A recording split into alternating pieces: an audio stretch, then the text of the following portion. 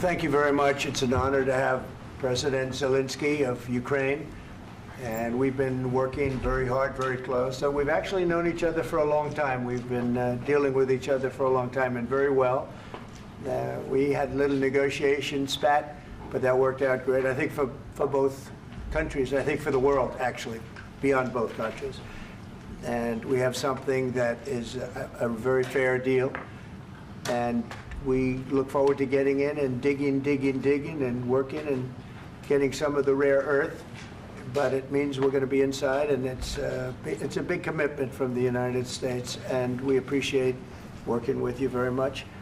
And we will continue to do that. We have had some very good discussions with Russia. I spoke with President Putin, and we're going to try and bring this to a close. It's something that you want and that he wants. We have to negotiate a deal.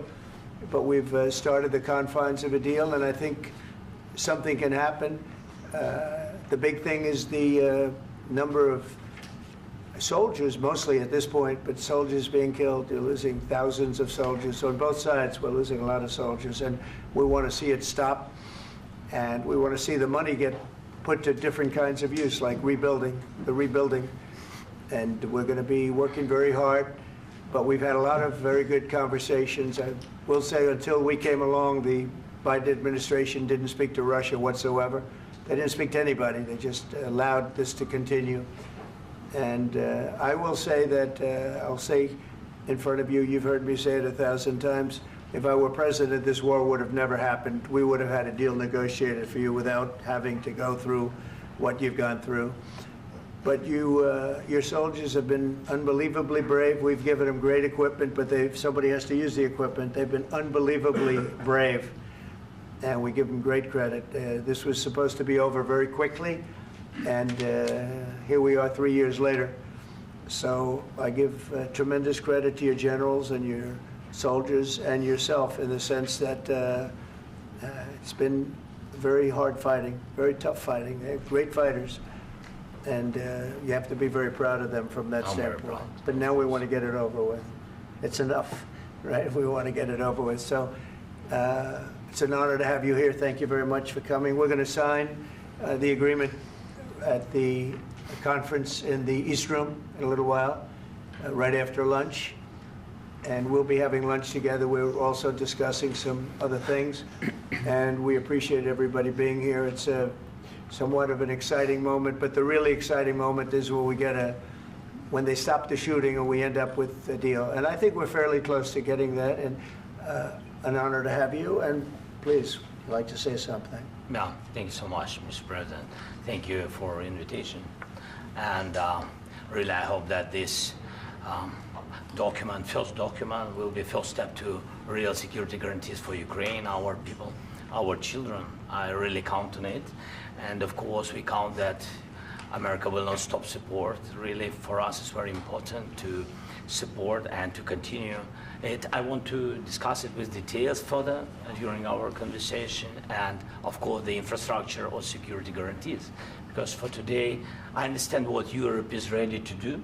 And of course, I want to discuss with you what the United States will be ready to do. And I really count on your strong position to stop Putin. And you said that enough with the war. I think that is very important, Ben, to say these words to Putin at the very beginning of war, because he is a killer and terrorist. But I hope that together we can stop him. But for us, it's very important to, to save our country, our values, our freedom, and democracy, and of course, no compromises with the killer about our territories, but it will be later. And of course, what I wanted, we spoke about it by phone with you, about the drones production. We have very good drones production. I think the best one in the world for today because of the war. Yes, and of course, we need very much the air defense. You have the best air defense in the world, and really you helped us under attacks of Russians. And I want to speak how we can exchange the licenses. We're open to share the licenses of all our drones with you, of course, with the United States. And we need licenses for quick production of air defense. Even after the war, we need our nation to be calm, that we are secure. So that's why we need this air shield. And of course, about this I want to speak about the contingents. I think that France and UK already spoke to you, and we know that Europe is ready, but without the United States, they will not be ready to be as strong as we need.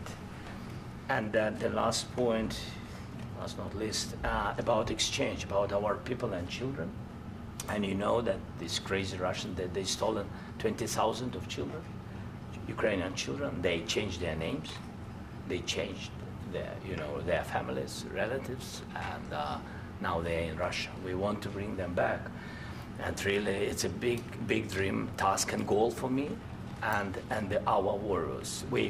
By the way, Mr. President, we released more than 4,000 warriors from Russian prison, but there are thousands more in the prison. I wanted to share with you some images. How it's just can I now? Yeah, please. Some minute, 1 minute, 1 minute. Just you to understand in what circumstances, in what situation they are, and what the attitude of Russia to our prisoners. That guys, just you before and after. And you see before and after, just you to understand. Now thousands of such guys, ladies and men, there, and so they don't eat, they beat them, and they, they do a lot of, bad things. So out of, even during the war, there are rules. Everybody knows there are rules during the war. So these guys, they don't have any rules. You see that 50, 60 kilograms left, and a lot of such things. And I didn't want to show you what the changes with images of children, because I will just share with you. And I mean, it's looking tragic. Yep, that's tough stuff. Yeah, I wanted very much to give you, and you see. Yeah. This is pastor, by the way. They stolen pastors, because it's not Russian church. They stolen pastors and moved pastors to the prison.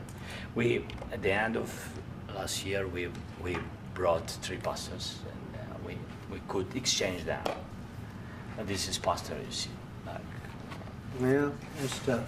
Yeah. So I mean, this I wanted to show you, and this. So thank you very much. We want to get that ended, right? Yeah. Of course, we And want. I think we will. And We have to, of course. do you have any questions, please? Mr. President, thank you, Mr. President.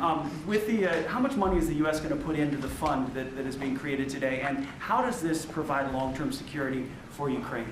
Well, we don't know exactly how much, because we're going to be putting some money in a fund that we're going to get from the raw earth that we're going to be taking and sharing in terms of revenue. So it's going to be a lot of money will be made from the sale and from the use of raw earth. And as you know, our country doesn't have much raw earth. We have a lot of oil and gas, but we don't have a lot of the raw earth. And what we do have is protected by the environmentalists, but that can be unprotected, but still it's not very much. They have among the best in the world in terms of raw earth. So we're going to be using that, using it for all of the things we do, including AI and including weapons and the military, and it's really going to very much satisfy our needs. So it's something that just worked out really well. We have a lot of oil, and we have a lot of gas, but we don't have raw earth. So this has just about every component of the raw earth that we need for computers, for all of the things we do. This puts us in great shape. And on long-term security for Ukraine, how does this provide? I think they're going to have great luck. I think once we make the agreement, that's going to be 95% of it. They're not going to go back to fighting. I've spoken with President Putin, and I feel very strong. I've known him for a long time, and I feel very strongly that they're very serious about it, and we'll make a deal. And when the deal is made, I don't think, we talk about security. Everyone's talking about the other day, all they talked about was security. I said, let me make the deal first. I have to make the deal first. I don't worry about security right now. We have to have a deal, because right now, last week, 2,000 soldiers died on both sides. 2,000, and they're losing 1,000, 2,000, 3,000 a week. So as we sit here and we talk, people are getting shot and dying on the battlefield. And you know, they're not American soldiers, but they're Russian soldiers and they're Ukrainian soldiers, and we want to be able to stop it. And we want to be able also to spend money on other things. We don't want to, this is a tremendous amount of money. And what the Biden administration did was terrible. They were giving money, but he had no security on the money. Europe, as you know, gave much less money, but they had security. It was in the form of a loan. They get their money back, and we didn't. And now, at least we're protected because the American taxpayer has to be protected too. But this is an incredible agreement for Ukraine because we have a big investment in their country now, and what they have, very few people have. And we're able to really go forward with very, very high-tech things and many other things, including weaponry that we're going to use in many locations, but that we need for our country. Mr. President, This allows us to do that. will you continue I'm sorry. sending military aid? Yes, go ahead, please. If I can just, yes. In the document, there is one of the very important points. If we speak about business and investment, we never had LNG terminals in Ukraine. This document will open. I mean, the next documents, but anyway, here we see in the framework, we see really goodwill for this. LNG terminals for us is very important, and I think for security of European continent. We have the biggest storage, gas storage. We have the biggest in Europe. Yes, yes, and we can use it. Use it for LNG. Use it for LNG, and we will do it. And really, we can help Europe because Europe really helped. President Trump said that they made less support, but they are our friends and they are our very supportive partners. They really gave a lot, Mr. President. They did. Really, they did. They gave a lot, but they gave much less. No. Much less. No. No. No, not you. No. Okay. Okay.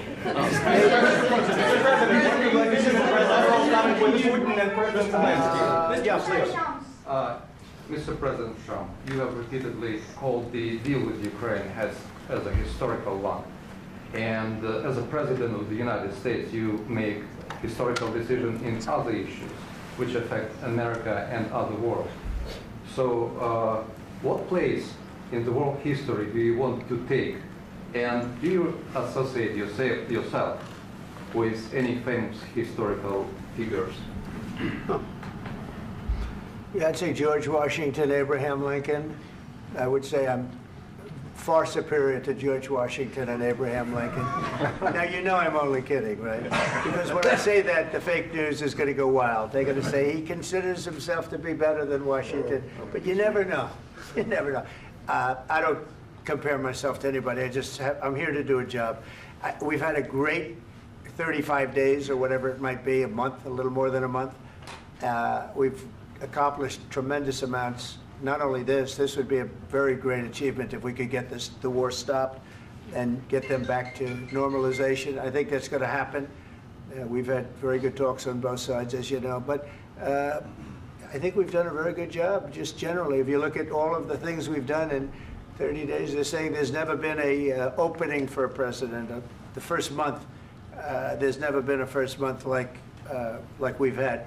And this is one of the very important things. This, to me, is one of the most important things because we have tremendous death taking place as we speak, and I don't want to have that. You know, think of the parents, whether they're in Russia or Ukraine, think of the parents of all these people being killed needlessly. They came to our territory. Should have never started. This would have, if I were president, this would have never started. Mr. President, where has out your conviction? Mr. President, will you continue sending military aid to Ukraine after the U.S. signs this agreement with Ukraine? Yeah, we're going to be continuing. To President Zelensky, do you feel like the U.S. is on your side, that President Trump is on your side at this moment? Right.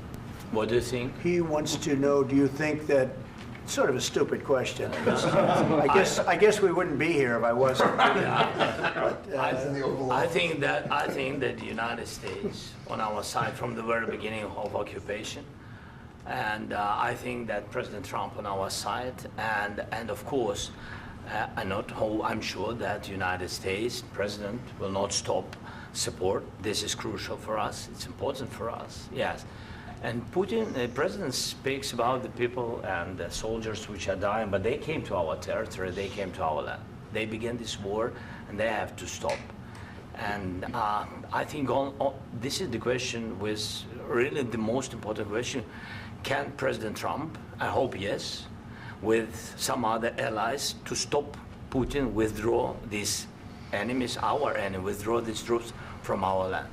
And I think that you asked about the history, I think that if President, or when, he will stop Putin, if President Trump will bring peace to our country, I think he will be on this wall. I think. We've had very, very good talks. What about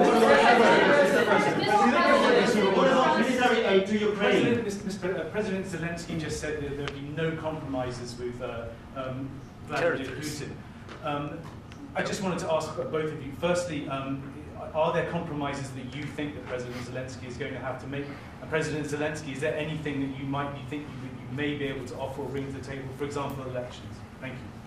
I think you're going to have to always make compromises. You can't do any deals without compromises. So certainly he's going to have to make some compromises, but hopefully they won't be as big as some people think you're going to have to make. That's all. That's all we can do. I'm here as an arbitrator, as a mediator to a certain extent between two parties that have been very hostile, to put it mildly. They've been very hostile. There's been a vicious war. There's been a vicious war. You know, it's a very level battlefield, and those bullets go out, and as I've said many times, we were talking about it with Pete, many times the only thing stopping those bullets is a human body. And in the case we're talking about, generally young human bodies are stopping a lot of bullets. It's dead level. That's why it's great farmland. It's great land. It's great farmland, but there's very little protection against the bullets that are being, and other things that are being shot. So all I can do is see if I can get everybody at the table and get an agreement. And I think we're going to end up with an agreement. Otherwise, I wouldn't probably be even here today. Mr. President, I've got two questions for you. You think ultimately your legacy will be the peacemaker and not the president that led this country into another war and ended foreign wars? And I've got a question. I hope it will. I mean, I hope I'm going to be remembered as a peacemaker.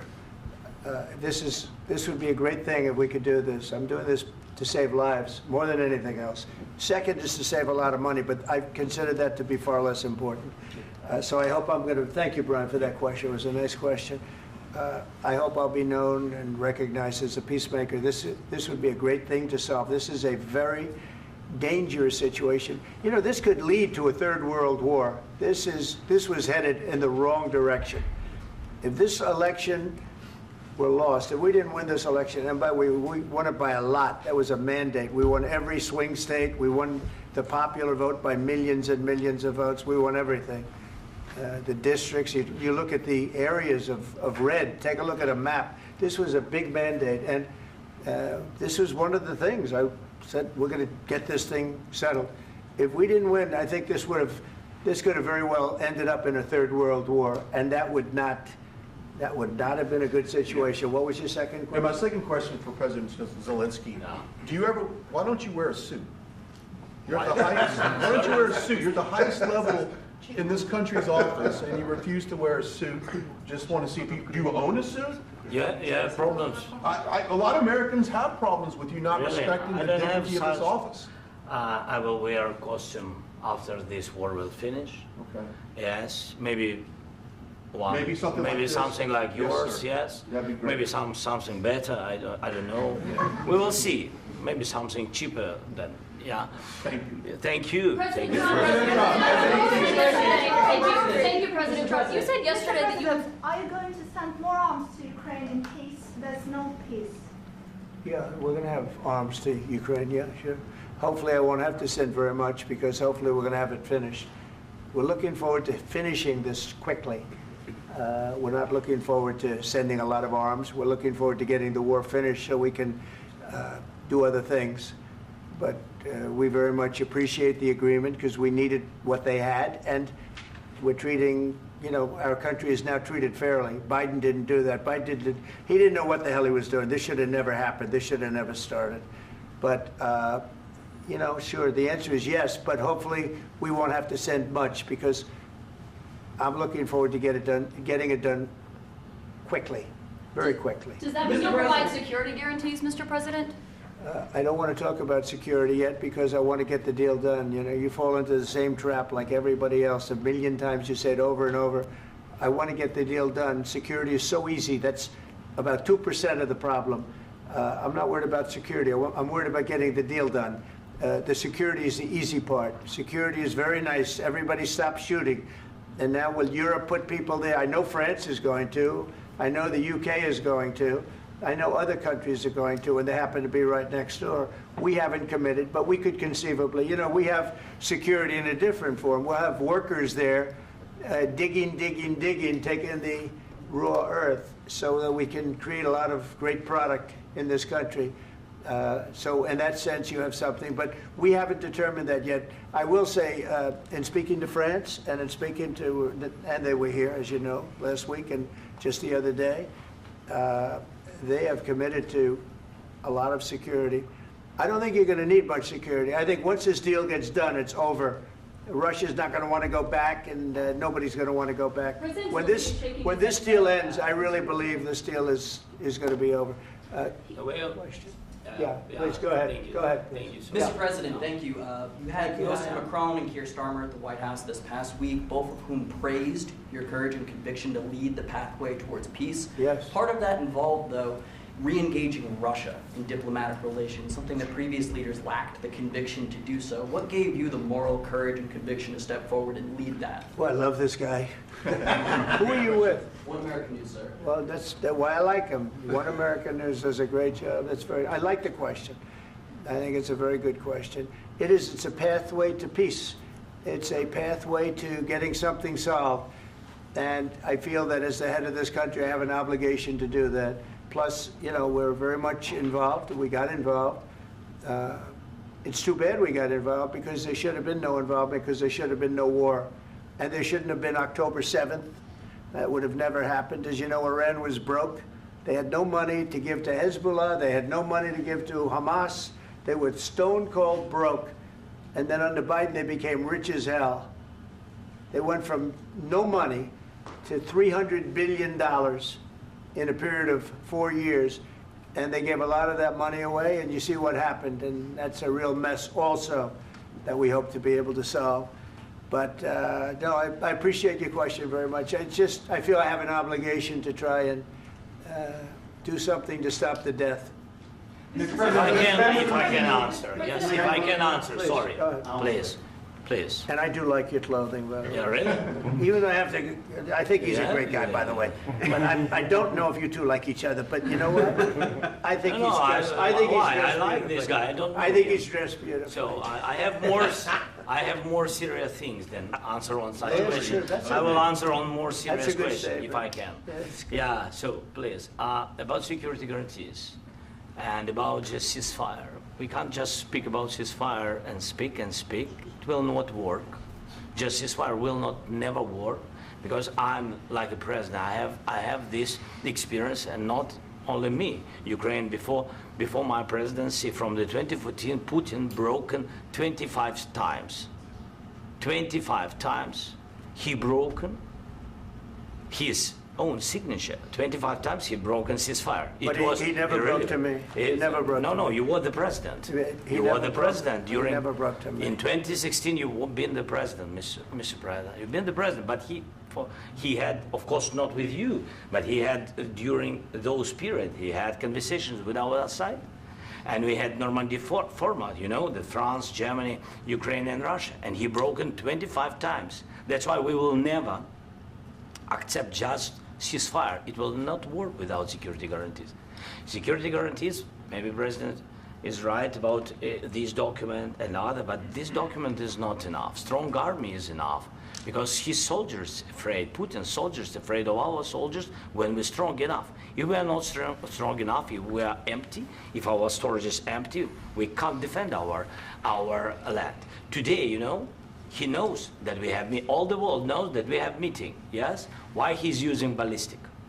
Putin today using ballistic on our hospitals, schools, and etc. Ballistic. So he knows that we are here and that President Trump is really have goodwill to stop this war. And you hear now the president. So why he's using? So he doesn't want to stop. He doesn't want. But I hope that we will do it. Really, we'll do it. Security. When we speak about security guarantees, when the Europeans are ready for contingents, they need USA backstop. If there will not be United States, we will not never have any contingents, strong contingents from the Europeans, because they don't want to divide alliance connection between the United States and the main and strongest ally and Europeans. And this is crucial, this is important. That's what we want to speak about very much. This is very important. And air defense. So air defense, really, we have big deficit with all these systems, and we need to provide this. We need it very much. Otherwise, Putin will never stop, and will go further and further. He doesn't want. He hates us. You know, it's not about me. He hates Ukrainians. He thinks that we are not a nation. He thinks, and he shared these thoughts. I think maybe with your team also. I don't know, but with all the Europeans, in media, officially and not, he always said that there is no such country, such nation, such language, and such life like Ukrainian. No, he really doesn't respect all the Ukrainians, and he wants to destroy us. And you are right, Mr. President, that's 2%. This document, maybe other documents, it's a very good start, very good, but it will not enough to stop this person. Should Russia pay to rebuild Ukraine? Mr. President, under these Should Russia pay to rebuild Ukraine? They have to pay. This question you This didn't is like the rule. because This is the rule of because the war. I'm This is sorry. the rule of the war. During all the centuries, all the history, this is the rule of the war. Who began, those pay. Do you agree, This is the rule. Putin began this war. He has to pay all money for innovation. He has to pay. Of course, some Russian assets, what we have in Europe, about 300 billion, we can use them. We can use for innovation and buy military support from the United States also. We can do it, but it's not enough. It's not enough. President, under these circumstances, do you envision a trilateral summit with Putin and President Zelensky? Wait 1 second. I asked this question that you didn't like because I wanted to know if you want to position yourself in the middle between Russia and Yes. Ukraine or on the Ukraine side. No, I'm in the middle. I want to solve this thing. I'm for both. I want to get it solved. And it's wonderful to speak badly about somebody else, but I want to get it solved. If we can solve it, great. If we can't solve it, they're going to have to fight it out, and who knows what's going to happen. But I want to see it get solved. May I follow up? One more question about U.S. troops in Europe. After Russian invasion of Ukraine, your predecessor sent additional troops to Eastern Europe, including Poland, my country. Yeah. Are you committed to keeping these troops on the eastern flank of NATO in the future? I'm very committed to Poland. I think Poland has really stepped up and done a great job for NATO. They, as you know, they paid more than they had to. They are one of the finest groups of people I've ever known. I'm very committed to Poland. What about Baltics? Poland's in a tough neighborhood, you know. What about the Baltics? The Baltics, they got a lot of, it's a tough neighborhood too, but we're committed. We're going to be very committed, and we're committed to NATO. But NATO has to step up, and the Europeans have to step up more than they have. And I want to see them equalize, because they are in for far less than we're in, and they should be at least equal. You understand that? Why is the United States, we have an ocean in between, why is the United States in for so much more money and other things as Europe? With that being said, and as you said, they've also been obviously very helpful, but we have put in far more than they have, and I think they should equalize. Mr. President, Please, go Can I ahead. ask you about the agreement again today? What changed between the first time that Secretary Bessent gave President Zelensky the agreement and today for the signing? We made a deal. So What was the I'm just- deciding factor? I'm a business person. We made a deal. That's what changed. A lot of the I minerals. didn't think we were going to make a deal, and We ended up making the deal, so that changed. Mr. President, what and how do you envision a trilateral summit with President Zelensky and Putin? I don't know, under but these well, they circumstances? don't like each other, I can tell you that. Okay? They do not like each other. This is not a love match, and it's unfortunate. That's why you're in this situation. The United States should not have allowed this to happen, okay? The United States, run by a man that didn't know much, I'm going to be very nice, run by an incompetent person, very incompetent person, should never have allowed this to happen. I've stopped wars. I've stopped many wars. My people will tell you, I stopped wars that nobody ever heard about. I stopped wars before they ever started. You can look at some of, I could give you a lot of nations that would tell you right now they were probably going to war. I could tell you right now there's a nation thinking about going to war on something that nobody in this room has ever even heard about. Two smaller nations, but big, still big. And I think I've stopped it. But this should have never happened. Mr. President, About sorry, just a second. About any negotiations. First of all, I want really to tell you, and I think that everybody understands that Ukraine, more than Ukrainians, nobody wants to stop this war. But at the future, any negotiations, it's understandable that two sides of the war, not Russia and the United States, because this is not the war between Russia and the United States. This is war of Russia against Ukraine and Ukrainian people. So these two sides will be at the anyway will be at the negotiation table. Then of course United States, like the strongest partner of the Ukraine, and of course Europe. I think Europe is very important. I want to speak about it with the president. Yes, Europe is very important for us because we really defend Europe for today. All Europeans really recognize that we are defending line, and they have real life, and our people are dying. That's why they helped us. And also, it's about the NATO. Yes, between, like the president said, you have big, nice ocean.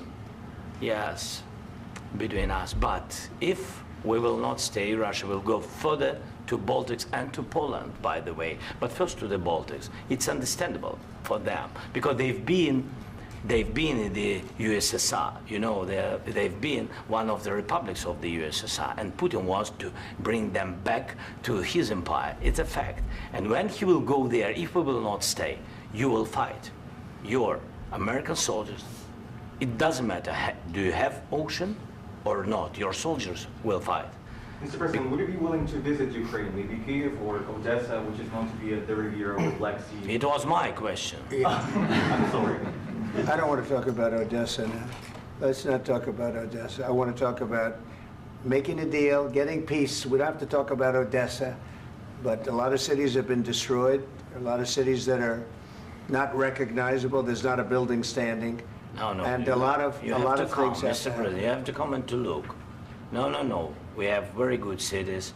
Yes, a lot of things have been destroyed, but mostly cities alive, and people work, and children go to school. Sometimes it's very difficult. Sometimes closer to front line, children have to go to underground schools or online, but we live. Ukraine is fighting, and Ukraine lives. This is very important. And maybe it's Putin is sharing this information that he destroyed us. No, he lost 700,000 people, 700,000 soldiers. He lost everything. Yes. So. Mr. President, one more. I mentioned Poland. Please, go ahead. When did you last speak with President Putin, and what did he say that? A couple of days ago. And what did he tell you that gave you the assurance that he wanted peace? Well, that's what I do. My whole life is deals. I know pretty good. And I've known him for a long time. I've dealt with him for a long time. He had to suffer through the Russia hoax. You know, Russia was a hoax. It was all Biden. It was nothing to do with him. So he had to suffer through that, and he was able to do that. I think that he wants to make a deal, and he'd like to see it end.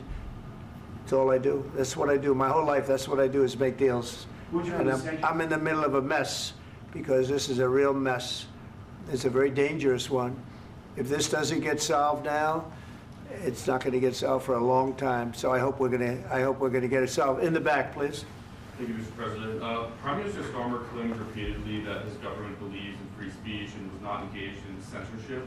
But his country's government arrests people for memes and thought crimes, and even more worrisome is pressuring American companies to censor Americans on its behalf.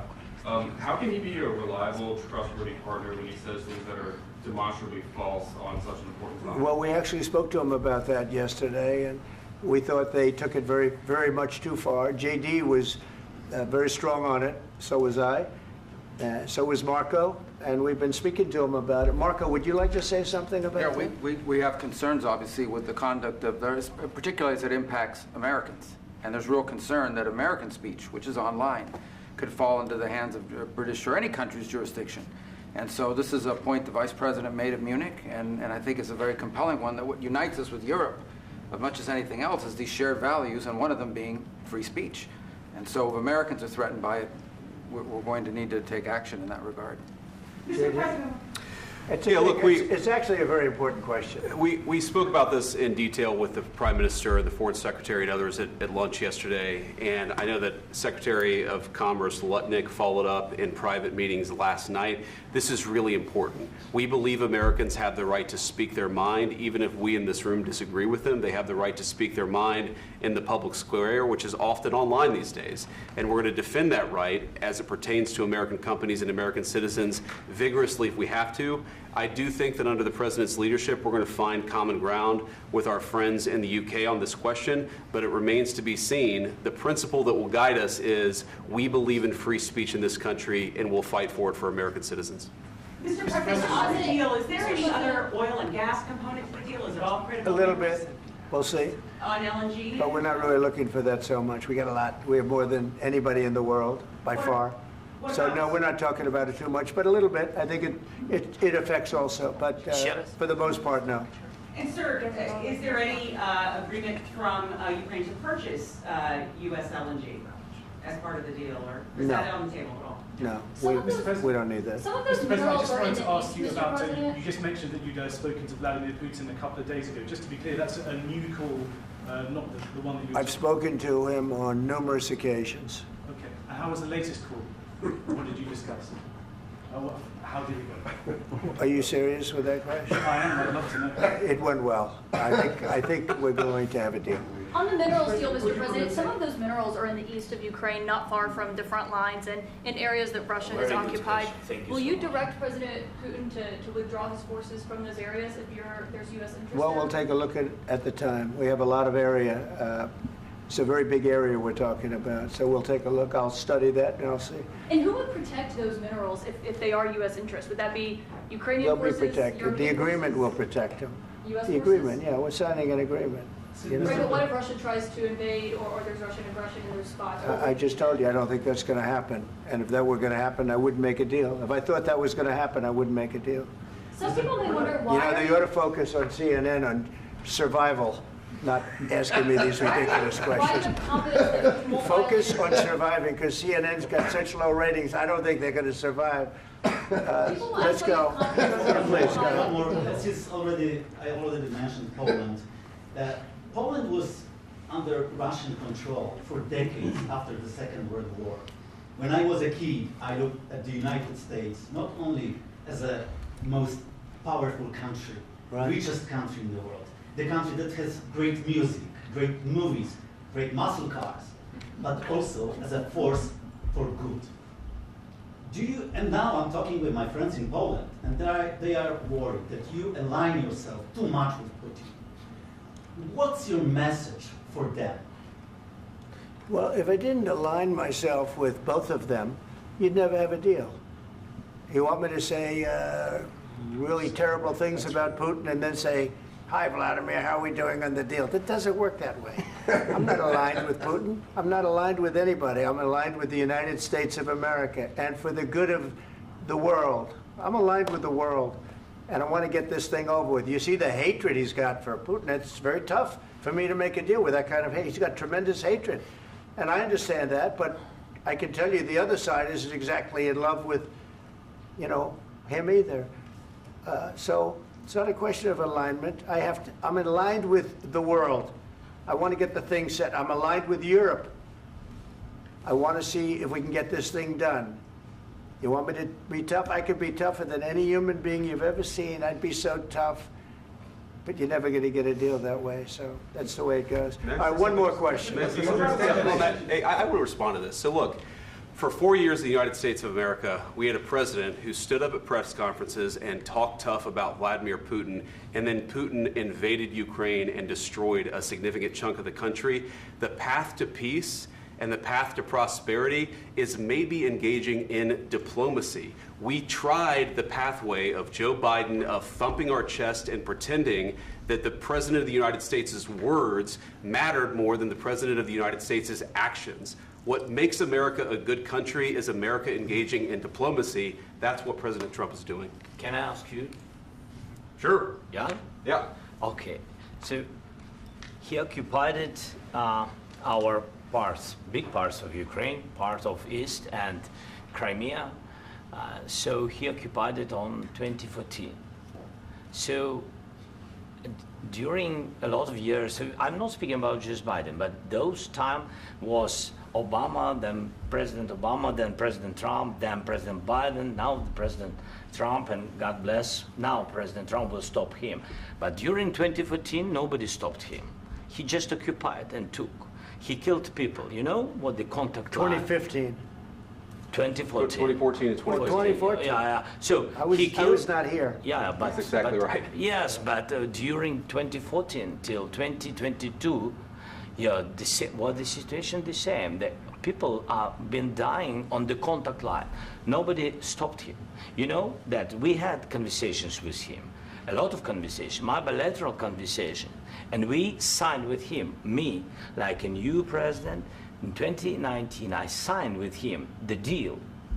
I signed with him, Macron and Merkel, we signed ceasefire.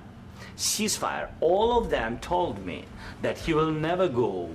We signed him with gas contract. Gas contract. Yes, but after that, he broken this ceasefire. He killed our people and he didn't exchange prisoners. We signed the exchange of prisoners, but he didn't do it. What kind of diplomacy, JD, you are speaking about? What do you mean? I'm talking about the kind of diplomacy that's going to end the destruction of your country. Yes, but if you Mr. President, with respect, I think it's disrespectful for you to come into the Oval Office and try to litigate this in front of the American media. Right now, you guys are going around and forcing conscripts to the front lines because you have manpower problems. You should be thanking the President for trying to bring an end to this conflict. Have you ever been to Ukraine that you say what problems we have? I have been to. Come once. I've actually watched and seen the stories, and I know what happens is you bring people, you bring them on a propaganda tour, Mr. President. Do you disagree that you've had problems bringing people into your military? And do you think that it's respectful to come to the Oval Office of the United States of America and attack the administration that is trying to prevent the destruction of your country? A lot of questions. Let's start from the beginning. Sure. First of all, during the war, everybody has problems, even you, but you have nice ocean and don't feel now, but you will feel it in the future. God bless. You don't know that. God bless. You don't God know bless. that. You will not have a war. Don't tell us what we're going to feel. We're trying to solve a problem. Don't tell us what we're going to feel. I'm not telling you. Because I'm you're in no answering on position this to question. dictate that. That's Remember exactly what this. you're doing. You're in no position to dictate what we're going to feel. We're going to feel very good. You will feel influence. We're going to feel very good and very strong. You will feel influence. You're right now not in a very good position. You've allowed yourself to be in a very bad position, and he happens to be right about it. From the very beginning of the war. You're not in a good position. You don't have the cards. cards right now. With us, you start having I'm not playing cards. cards. Right now, you don't. I'm You're playing serious, cards. Mr. President. You're I'm playing very cards. serious. You're gambling I'm with the president lives in of war. millions of people. You're gambling with World War III. You're gambling with World War III.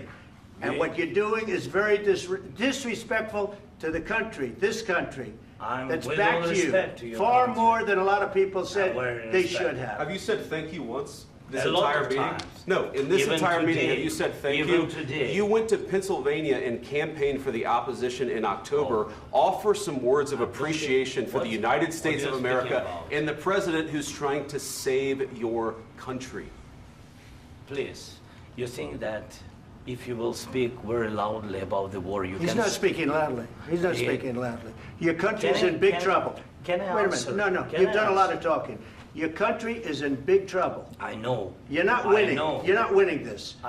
You have a damn good chance of we are coming out staying, okay because of Mr. us. President, we are staying in our country, staying strong from the very beginning of the war. We've been alone, and we are thankful. I said thanks You haven't in been this alone. cabinet, You and haven't not been only alone. in this We cabinet. gave you, through I this said stupid thank you. president, $350 billion. You We voted gave for you your military president. equipment, You and you voted men for are your brave, but they had to use our military. What about If you didn't have You our invited military me- equipment, You invited if me you to didn't speak. have our military equipment, this war would have been over in 2 weeks. In 3 okay? days, I heard it from Putin. In 3 days, this is something Maybe new. less. In 2 weeks, of course, yes. It's going to be a very hard thing to do business like this. I Again, tell you. just say thank you. I said a lot of times thank you to American people. Accept that there are disagreements, and let's go litigate those disagreements rather than trying to fight it out in the American media when you're wrong. We know that you're wrong. But you see, I think it's good for the American people to see what's going on. I understand, sir. I think it's I very understand. important. That's why I kept this going so long. You have to be thankful. You I'm- don't have the I'm cards. thankful. You're buried there. Your people are dying. tell you You're again, running low I know. on soldiers. Don't- Listen, don't, please, you're running Mr. low on President. soldiers.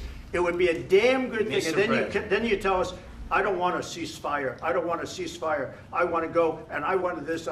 Look, if you could get a ceasefire right now, I tell you, you take it so the bullets stop flying and your men stop getting killed. Of course, we want to stop the war. But you're I saying said- you don't want a ceasefire. But I said to you, I want a with ceasefire. guarantees. Because you'll get a ceasefire faster than an agreement. Ask our people about ceasefire, what they think. That wasn't it doesn't with matter me. for you what That what wasn't this with me. means.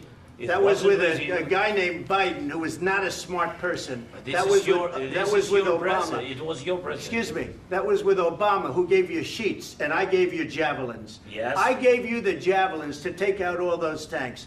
Obama gave you sheets. In fact, the statement is Obama gave sheets and Trump gave javelins. You got to be more thankful, because let me tell you, you don't have the cards. With us, you have the cards. But without us, you don't have any cards. One more question to Mr. Vice President. I'm sorry. It's going to be a tough deal to make, Um, because the attitudes have to change. What if Russia breaks ceasefire? What if Russia breaks peace talks? What do you do then? I understand that it's a heated conversation right now. What are you but saying? what She's if asking, Russia- what if if Russia Putin breaks the ceasefire? What if anything? What if a bomb drops on your head right now? But they have Okay? broken What if they ceasefire broke it? many I don't know. They broke it with Biden because Biden, they didn't respect him. They didn't respect Obama. They respect me. Let me tell you, Putin went through a hell of a lot with me. He went through a phony witch hunt where they used him and Russia. Russia. You ever hear of that deal? That was a phony Hunter Biden, Joe Biden scam. Hillary Clinton, Shifty Adam Schiff. It was a Democrat scam. And he had to go through that. And he did go through it. We didn't end up in a war. And he went through it. He was accused of all that stuff. He had nothing to do with it. It came out of Hunter Biden's bathroom. It came out of Hunter Biden's bedroom. It was disgusting. And then they said, oh, the laptop from hell was made by Russia. The 51 agents. The whole thing was a scam. And he had to put up with that. He was being accused of all that stuff. All I can say is this. He might have broken deals with Obama and Bush, and he might have broken them with Biden. He did, maybe. Maybe he didn't. I don't know what happened. But he didn't break them with me.